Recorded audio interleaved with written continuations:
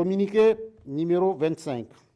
Le Conseil national pour la sauvegarde de la patrie tient à informer l'opinion nationale et internationale des événements d'une extrême gravité qui sont en cours au Niger, du fait du comportement des forces françaises sur notre territoire et de leurs complices.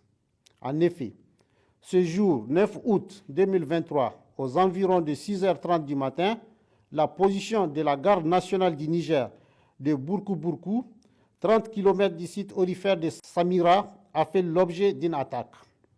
À cet instant, le bilan n'est pas encore établi.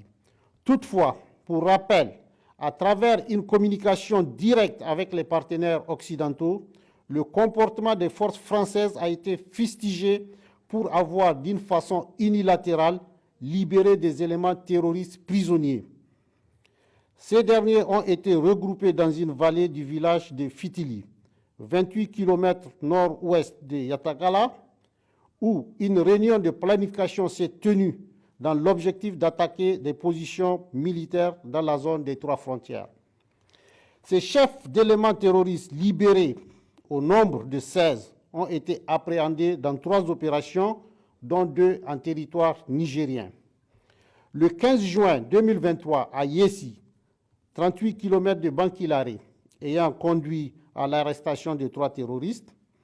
Le 16 juin 2023, à Makarma, ayant conduit à l'arrestation de 5 terroristes.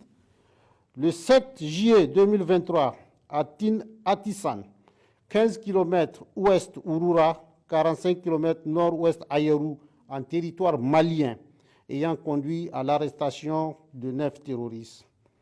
Toujours dans leur volonté manifeste de déstabilisation, ces forces françaises ont fait décoller ce jour 9 août 2023 un avion militaire de type A400M de N'Djamena à 6h01 locale.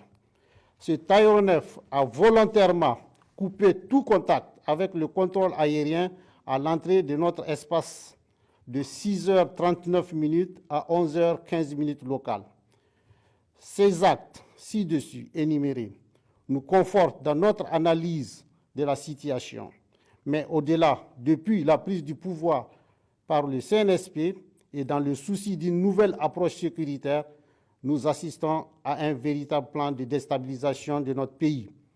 Ces désordres sécuritaires planifiés par ces forces françaises, comme ce fut le cas au Mali et au Burkina Faso, a pour but de discréditer le CNSP et créer une rupture avec le peuple qui le soutient dans son action, de créer un sentiment d'insécurité généralisé en tout état de cause. Le CNSP et les forces de défense et de sécurité rassurent le peuple nigérien quant à leur détermination à assurer la sécurité des personnes et des biens et défendre l'intégrité du territoire.